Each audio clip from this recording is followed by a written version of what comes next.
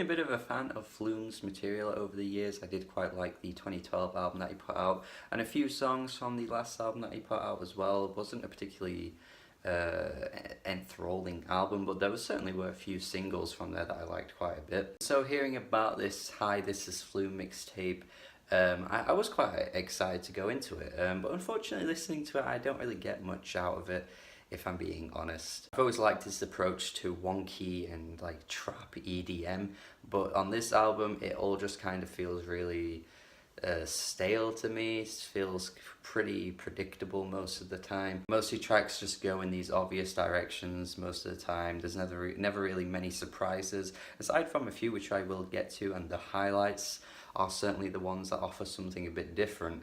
But there's only like 3 or 4 of them out of the entire track list. Flume just honestly sounds like he's staying in this safe zone where he's just repeating things that he's done already. Most of these like trap heavy beats don't hit hard at all for me. I'm just kind of like waiting for something else to happen, because so many of the tracks just seem to have the same patterns and the same rhythms, and I just kind of get bored, to be honest. It's not like the album is super long and overstays its welcome, but it is in fact the sounds across this album that really overstay their welcome. They're pretty much being repeated on nearly every track.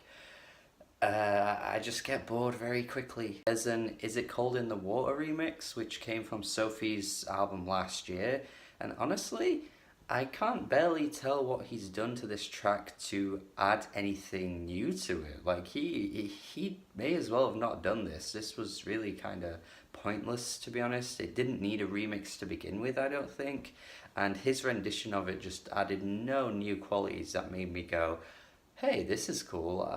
I just didn't really get anything out of it. Now, I don't want to be completely negative across this entire review, because there are some moments, like I said, that are really surprising and offered something that I just wasn't expecting. And even each time I listened to the album, like multiple listens later, there's just little moments that made me kind of go, wow, I forgot about this, and I'm really happy that this came up. Upgrade is one of these tracks for me, because every time I got to this track I was really taken aback by the groove that he conjured up here. There's a bit more of a rhythm to it. He's certainly using more melody on this track to kind of add a different flavor, and it actually works in the album's favor quite a bit, because nearly every other track has this like smashing, clashing, shattering pieces of glass hitting together to create these like explosive sounds that, again, as I've already said, just don't really impact me in any kind of way. I think it is due to the fact that they have been done so many times before, but even in this wonky genre itself, I've certainly heard Flume do it better,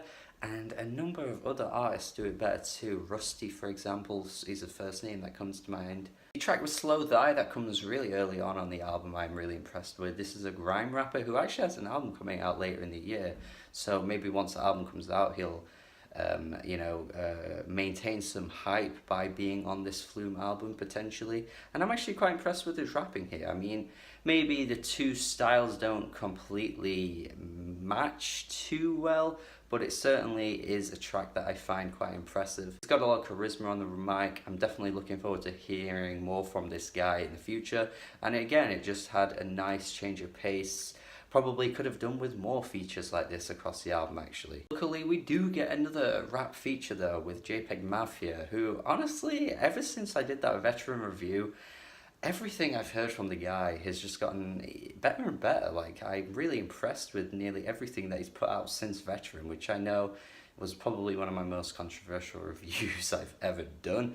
But yeah, I'm actually more impressed these days with his rapping ability and the variety that he's showing, because he was on the Denzel Curry album. The Kenny Beats beat was completely different for him as well, and the beat on this track is completely different for him again, and he's just sounding really good on everything he comes across. For me, this is just like quite easily the best song on the album.